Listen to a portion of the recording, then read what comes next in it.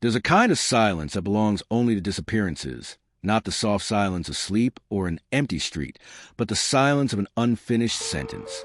A door left open, a name called into a room where no one answers.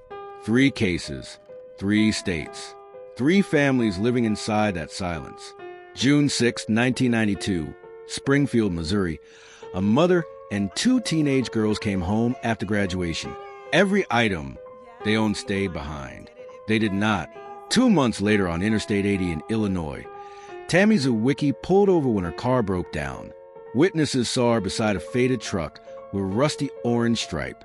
Within the hour, she was gone. 9 days later, found wrapped in a red blanket in Missouri. Stabbed. Her belongings missing. Her killer unidentified. And on Valentine's Day 2000 in Shelby, North Carolina, 9-year-old Asha Degree packed a bag at 2:30 a.m., walked into a rainstorm alone and vanished. No one has ever been charged in any of these cases. Case 1. Springfield, Missouri, June 1992. Sherrill Levitt, 47, watched her daughter Suzanne graduate from Kickapoo High School on June 6, 1992. Suzanne's best friend Stacy McCall, a teen, had graduated alongside her. After the celebrations, the girls changed plans. The friend's house was too crowded and headed to Suzanne's home on East Del Mar Street.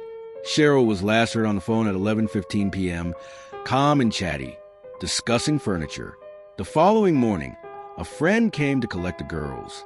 She found both cars in the driveway, purses on the counter, wallets untouched, all clothing and personal items still inside. 3 people had vanished, taking nothing. 2 critical failures shaped the investigation. First, before police arrived, a friend's boyfriend swept up the shattered glass globe from the front porch, potentially the scene's most significant physical evidence, destroyed in an act of casual kindness. Second, investigators found a message on the answering machine that may have contained key information before it could be preserved. It was accidentally erased. In 1997, convicted kidnapper Robert Craig Cox told investigators, with unsettling calm, that he knew the women were dead and their bodies would never be found. He offered no explanation. He was never charged. He has never been formally eliminated. Suzanne Streeter, Stacy McCall, and Sherrill Levitt have never been found. Case 2. The murder of Tammy Zywicki, Interstate 80, Illinois, Lawrence County, Missouri, August 1992. Tammy Zywicki was 21.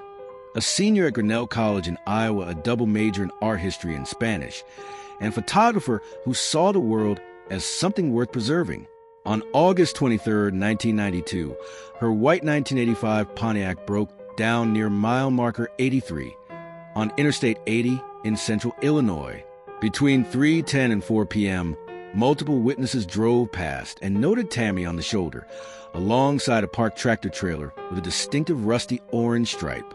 The driver, white male, mid to late 30s, over 6 feet, dark bushy hair. Witnesses registered the scene as ordinary. They drove on. An Illinois state trooper found the car abandoned shortly after. That evening, Tammy's mother called Grinnell Tammy hadn't arrived. The FBI was contacted. 9 days later, a trucker found a bundle wrapped in a red blanket on Interstate 44 in Lawrence County, Missouri. It was Tammy, stabbed 7 or 8 times. The wounds not random, but clustered deliberately in a circle around her heart. Her belongings were gone: a Canon 35mm camera, a soccer patch, and a distinctive Loris wristwatch, green band, an umbrella on the face that played "Raindrops Keep Falling on My Head" on the hour. A trucker named Lonnie Beerbrot emerged as the primary person of interest. His wife was later observed wearing a watch matching Tammy's Loris exactly. He was never charged. He died in 2002. The watch was never recovered. The FBI has never closed this case. Case 3.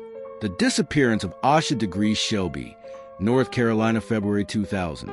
On Valentine's Day 2000 at 2:30 a.m., 9-year-old Asha Degree packed a backpack and walked out her home on Oak Crest Drive into a February rainstorm, alone, with no note, no explanation, and no history of ever running away. Every person in her life described the same child: content, quiet, devoted, no conflict, no trauma, no known reason to leave. And yet she left deliberately, moving toward Highway 18 in the dark. Multiple drivers reported seeing a small girl walking alone along the highway. One turned around to check on her. When the headlights swept back, Asha ran into the woods, away from help, deeper into the dark. Search teams mobilized the following morning. In a storage shed near Highway 18, roughly 1 mile from her home, investigators found a candy bar wrapper and a pencil believed to be hers, evidence she had sheltered there before whatever came next. 9 years later, in 2009, construction workers unearthed a contractor bag buried near Highway 18. Inside the backpack, items belonging to Asha, and items belonging to someone else entirely, with no connection to the 9-year-old. The full contents have never been publicly disclosed. In 2019, the FBI stated directly, investigators believe Asha encountered someone that night. No arrest has followed. Asha Degree has never been found. In closing, 3 states, 3 families, 3 sets of questions that have outlasted investigative careers, technological eras, and the patience of everyone waiting for answers. Cold cases don't survive 30 years because people stop caring. They survive because the truth is harder to bury than the files. Somewhere, in a memory, an object, a conversation that happened once and was never repeated, the answer already exists. If you have any information about the Springfield Three, the murder of Tammy Zywicki, or the disappearance of Asha Degree, the tip lines are in the description below. Every detail matters. Every call matters. Share this, not for the algorithm, for the families still waiting. The truth doesn't disappear just because the case goes cold. It waits.